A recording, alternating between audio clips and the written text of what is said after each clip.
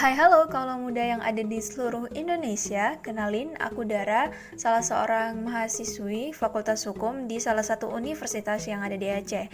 Nah, hari ini aku akan nge-podcast seputaran tema yang berkaitan dengan hate speech dan juga hoax dengan judul No More Hate Speech, Also Hoax After Pandemic. Kenapa pakai bahasa Inggris? Supaya terlihat keren aja sih, tapi isinya bahasa Indonesia kok. Nah, bicara tentang pandemi, pastinya itu akan menyentuh banyak sekali aspek ya, mulai dari kesehatan, ekonomi, lingkungan, pemerintahan, dan lainnya. Tentu kita semua harus sama-sama peduli tentang hal itu. Bagaimana peran kita sebagai masyarakat, sebagai anak muda, untuk bisa menyimak ya apa yang dilaksanakan saat ini dan bisa berkontribusi terhadap apa-apa yang bisa kita lakukan. Tapi ada satu hal yang memang gak boleh sampai terluput dari pandangan kita, dan kita sebagai kaula muda harus punya awareness yang tinggi terhadap hal ini. Apa sih maksudnya? Apa sih sebenarnya aku maksud? Nah, itu adalah media dan komunikasi. Jadi, di situasi pandemi, pasti membuat intensitas penggunaan teknologi baru yang biasa kita kenal dengan istilah social media, jadi semakin tinggi ya.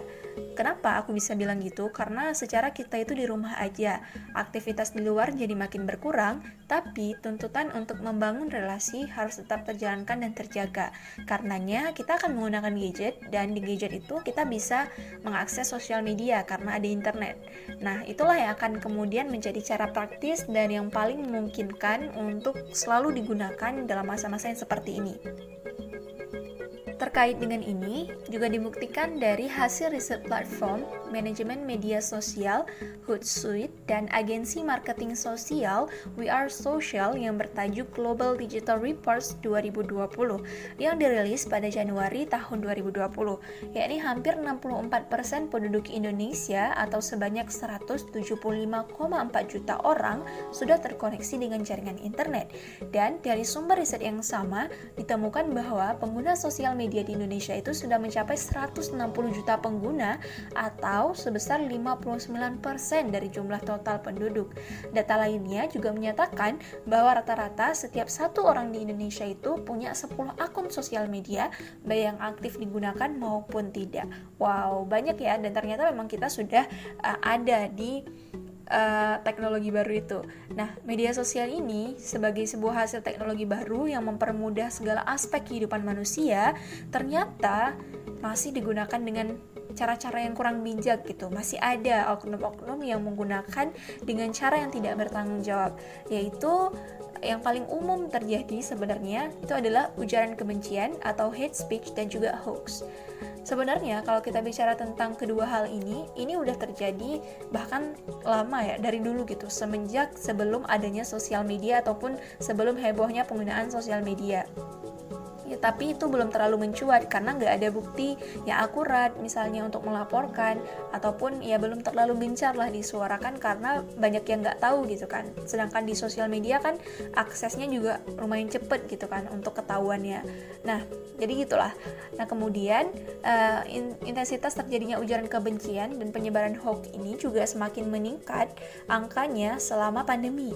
Kenapa bisa aku katakan seperti itu? Dari salah satu laman berita yang aku kutip juga, bahwa sebagai contoh ya, dari rentang waktu di bulan Maret hingga April 2020, setidaknya itu ada sebanyak 443 laporan masuk itu ya berkaitan dengan kasus ujaran kebencian dan berita bohong.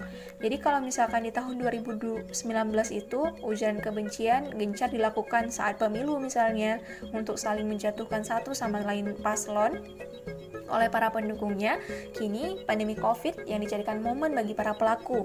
Dan hal ini tentunya disebabkan oleh banyak faktor ya, baik itu dari permasalahan emosional pribadi, mungkin sedang dalam kondisi pandemi, tidak tahu mau melakukan apa, kemudian disinformasi, atau termakan berita bohong malah bisa menyebabkan ujaran kebencian tadi.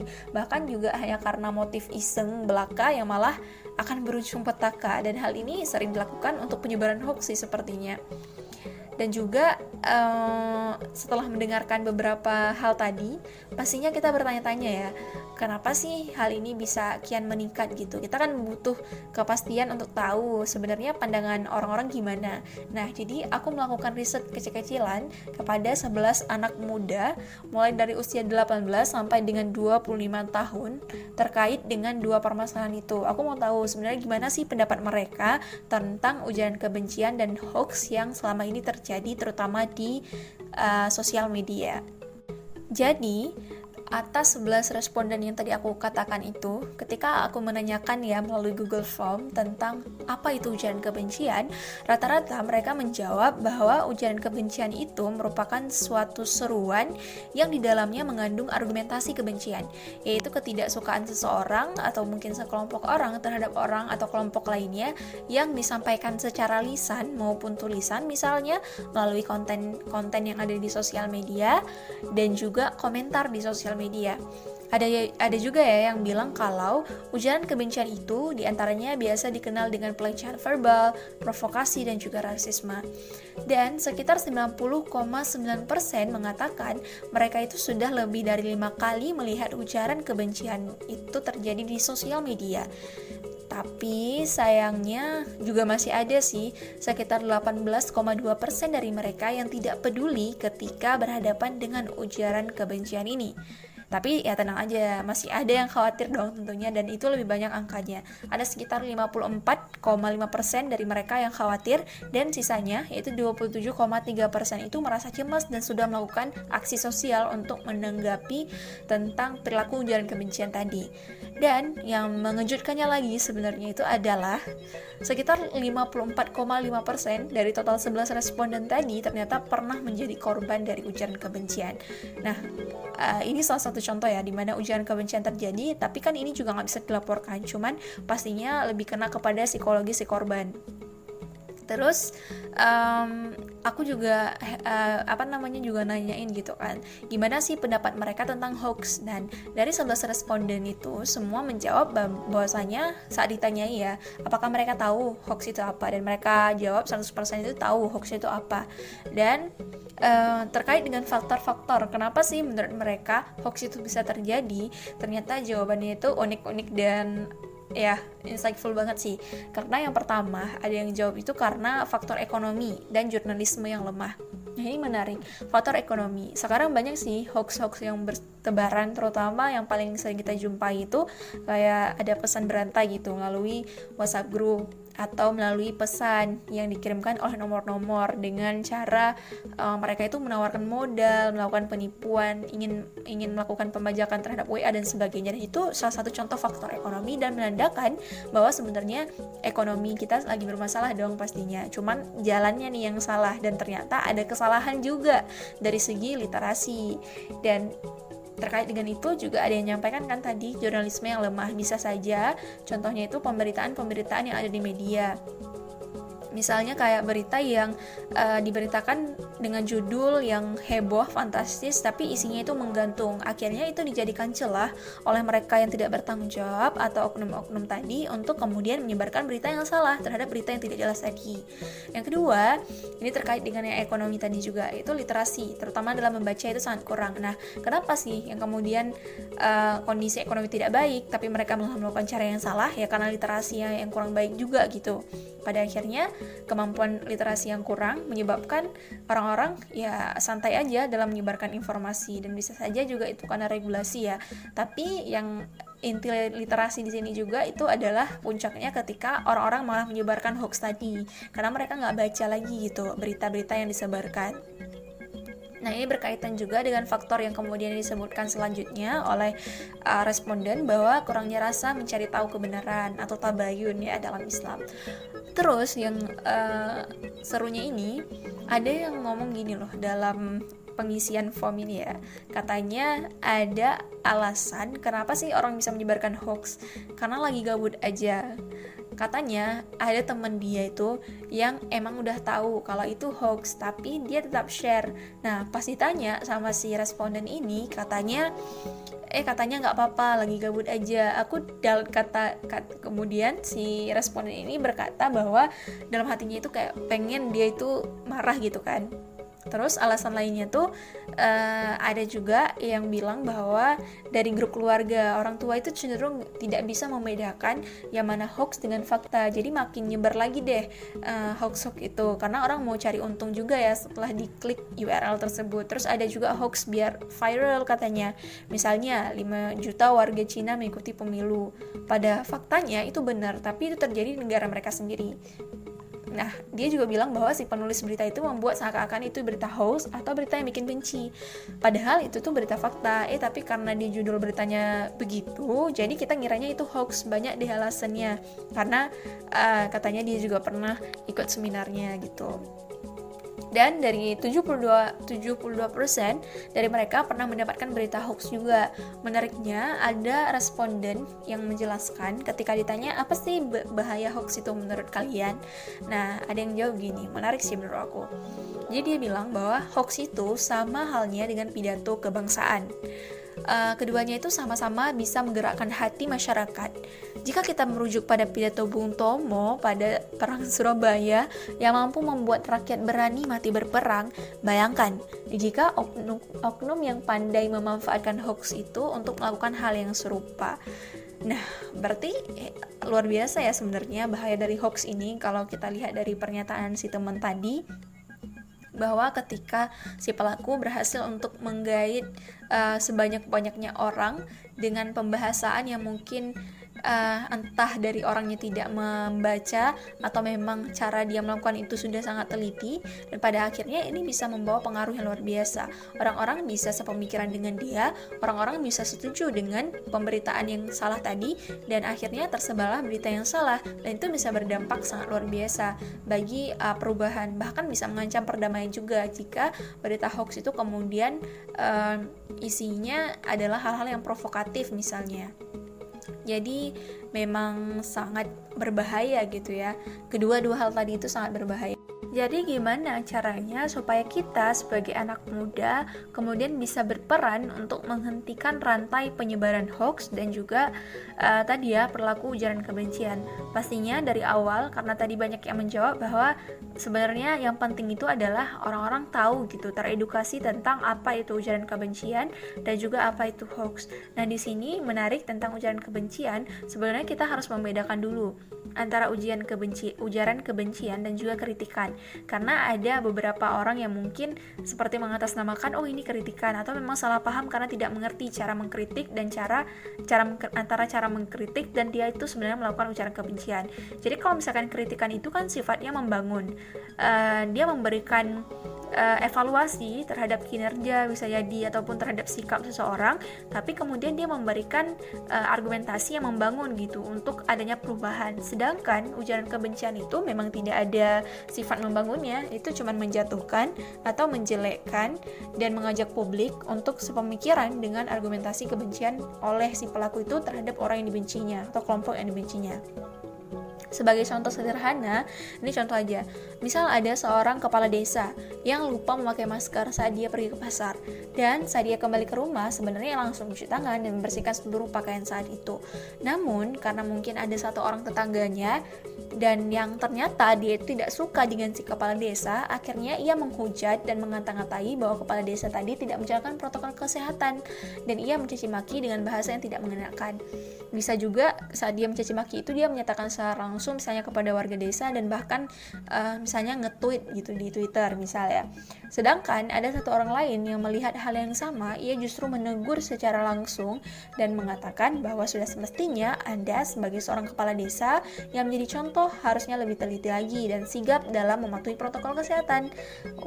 Jadi jelas berbeda bukan? Satu orang dia memberikan kritikan walaupun dia melihat sikap yang salah, tapi dia tetap menegur dengan cara yang baik dan kemudian dia merasa bahwa ini masih bisa diperbaiki. Jadi untuk apa dia menebarkan hal yang tidak baik, tapi justru mengingatkan gitu. Sedangkan yang satunya lagi malah melakukan ujaran kebencian. Karena apa? Karena dia punya maksud tertentu. Misalnya tadi kayak karena dia nggak suka gitu. Begitu juga dengan contoh-contoh yang lainnya.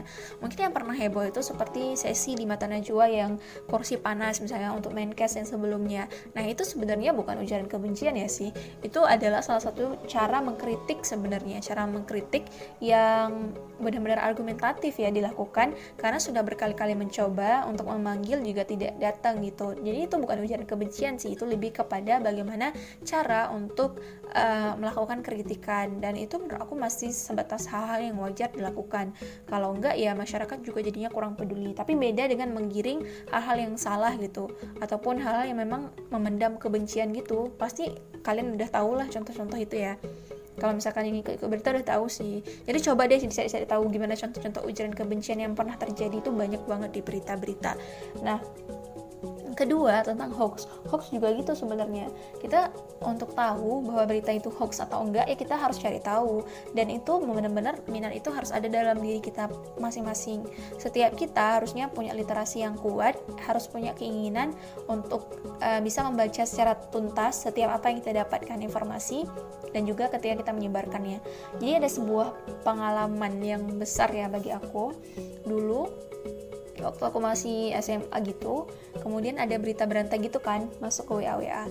Nah salah satu berita itu tentang dia itu menyinggung tentang keagamaan gitu, tapi isinya itu konten yang salah, pokoknya salah itu. Tapi tentang keagamaan dan dia menyalahi agama Islam gitu. Nah terus itu kan berita yang nggak benar sebenarnya. Berita yang nggak benar disebarkan melalui WA, dan pada saat itu HP aku tuh ada sama adik aku, dan dia kan masih belum mengerti ya, masih anak kecil. Jadi dia kayak takut gitu loh melihat ancaman kalau misalkan gak disebarkan nanti kamu berdosa dan sebagainya. Dan akhirnya dia menyebarkan itu ke semua kontak yang ada di WA. Dan hasilnya dari sekian banyaknya kontak WA cuma satu yang komen, yang pertama komen.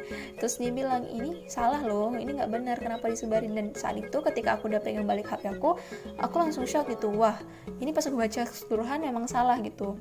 Tapi sedangkan si adik aku tadi kan dia nggak baca gitu dari awal sampai akhir, namanya juga masih anak-anak, dia cuma bacanya bagian awalnya aja. Dan di bagian awal itulah yang memang menyebabkan orang-orang kayak pengen nge-share gitu kan, kalau dia nggak baca sampai akhir. Dan di situ membuktikan bahwa literasi, kesiapan anak-anak dari awal, kesiapan anak-anak untuk menggunakan sosial media sebenarnya belum siap. Karena apa? Karena mereka belum punya pemikiran yang matang, belum benar-benar kayak menggunakan literasi mereka secara penuh dalam menggunakan media sosial. Dan yang kedua yang aku lihat di situ adalah literasi dari pengguna sosial media itu sendiri masih kurang. Buktinya dari sekian banyak sampai ratusan kontak WA itu cuma satu yang merespon gitu, yang benar-benar membaca. Yang lainnya kita nggak tahu ya, apa memang karena mereka nggak peduli atau memang nggak ada aware terhadap hal itu. Tapi tetap aja kesimpulannya seperti literasinya kurang jadinya, karena literasi dalam hal lisan dia kurang juga untuk menegur, atau literasi dalam hal dia membaca keseluruhan pesan yang ternyata itu nggak benar, dia juga nggak merespon itu. Jadi itu merupakan salah satu contoh nyata yang memang aku alami juga, bahwa memang dari segi masyarakat kita literasinya masih kurang. Hal itu yang menjadi permasalahan utama rasanya untuk permasalahan hoax ini. Dan harapannya setelah pandemi ini kita itu bisa bersama-sama untuk kemudian memperhatikan etika dalam bersosial media. Kenapa aku bicara tentang etika bersosial media? Kalau dipikir-pikir ya, berinteraksi di media sosial sama aja sih dengan berinteraksi secara langsung. Bedanya itu ada perantara. Kalau misalnya secara langsung kita nggak pakai perantara kan, langsung aja ngomong secara langsung gitu, face to face. Tapi kalau misalkan di sosial media kita menggunakan perantara, adanya gadget, kita ngetik, kita voice note, kita nelpon, ya lumayan lah secara langsung kalau kita ngetik misalnya. Nah, itu tentunya tingkat kesopanan, tingkat tata krama kita harus sama ketika kita berbicara secara langsung sama orang lain. Dan hal-hal yang harus kita perhatikan ketika kita berkomunikasi secara langsung harusnya diterapkan juga ketika bersosial media. Jadi itu sih yang harus benar-benar diperhatikan. Dan ketika ditanyai apa aja sih sebenarnya yang mau dilakukan oleh anak-anak muda ini untuk kemudian menanggapi tentang ujaran kebencian dan juga hoax ini, banyak yang menjawab bahwa mereka itu peduli dan mereka ingin mengkampanyekan ini lebih jauh lagi. Hal-hal yang pertama itu ada yang menyampaikan bahwa edukasi kepada anak itu sangat penting, terutama bagi orang tua. Itu bisa jadi pelajaran yang sangat baik ya saat ini bagi orang tua yang memperhatikan pemberitaan, yang benar-benar melihat apa yang terjadi di masa pandemi ini, seharusnya sudah benar-benar menjaga anak-anaknya, mengedukasi anak-anaknya, meliterasi anak-anaknya dalam penggunaan media sosial dan juga dalam hal mencermati berita-berita yang ada. Yang kedua, sebagai anak muda juga banyak di antara 11 responnya tadi ya yang mengatakan bahwa penting sekali untuk meliterasi dan memberitahu apa bedanya ujaran kebencian, bagaimana cara membedakan berita yang benar dan yang salah. Dan itu bisa dikampanyekan melalui sosial media juga. Jadi kan sosial media ini sebenarnya jadi bumerang gitu. Bisa digunakan dengan tepat oleh orang yang tepat dan bijak, bisa digunakan sebagai hal yang salah jika orang tersebut ingin mendapatkan keuntungan tertentu gitulah. Jadi bisa aja melalui konten-konten Instagram contohnya, karena Instagram yang paling banyak digunakan nomor satu saat ini. Dan yang kedua, bisa juga melalui konten yang jenisnya microblog, misalnya video kayak podcast seperti ini, kemudian microblog dan sebagainya lah. Dan juga ada yang berpendapat bahwa kita itu bisa dengan cara membentuk organisasi misalnya khusus untuk menangani ataupun mengkampanye tentang pentingnya cara mengelola media sosial, ataupun memang cara untuk berkomunikasi di media sosial, atau yang memang fokusnya untuk ujaran kebencian dan hoax inilah. Jadi hal itu, dan aku rasa udah ada sih anak-anak yang bergerak pada gerakan-gerakan sosial itu, dan inilah tugas kita sebagai anak muda untuk kemudian membesarkan organisasi yang seperti itu atau justru membangun supaya lebih banyak lagi. Jadi setelah pandemi ini nantinya berakhir, kita sebenarnya bisa, jika kaula muda ini semuanya benar-benar bahu-membahu untuk melakukannya. Salah satu contoh ya, yang ini sebenarnya relate kalau misalkan dilakukan juga untuk kasus ujaran kebencian dan juga hoax ini. Baru aja aku melihat salah satu anak muda yang ada di daerah Sumatera Utara, dia itu punya keinginan untuk membangun sebuah rumah baca.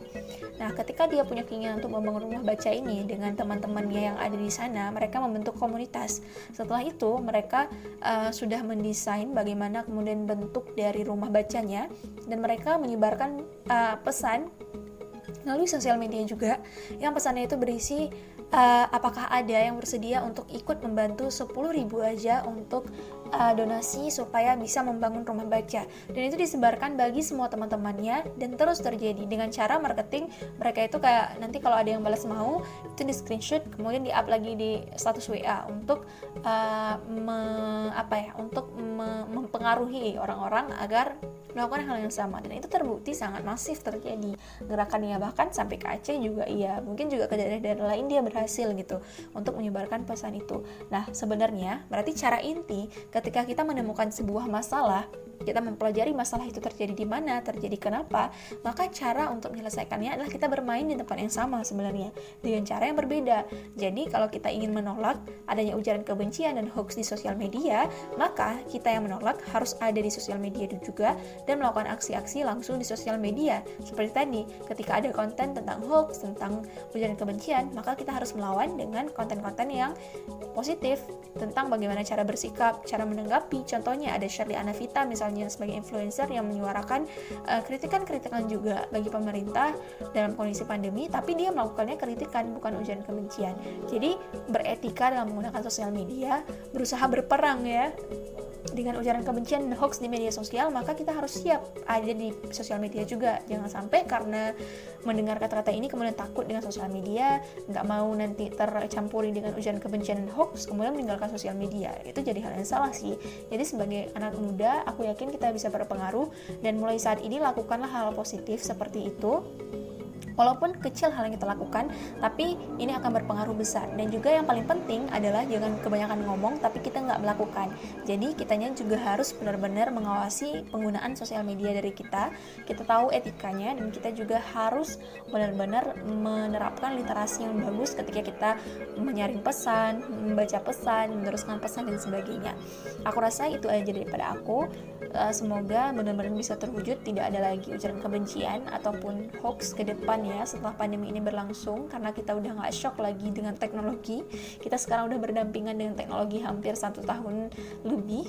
Pasti kita sudah lebih bijak, dan kaula muda harus benar-benar masif, harus benar-benar bersuara di sosial media juga untuk memutus rantai penyebaran ujaran kebencian dan juga hoax. Jangan cuma memutus penyebaran pandemik, tapi kita juga harus memutus segala hal-hal buruk yang terjadi selama masa-masa kritis seperti ini. Semangat untuk kita semua. Terima kasih.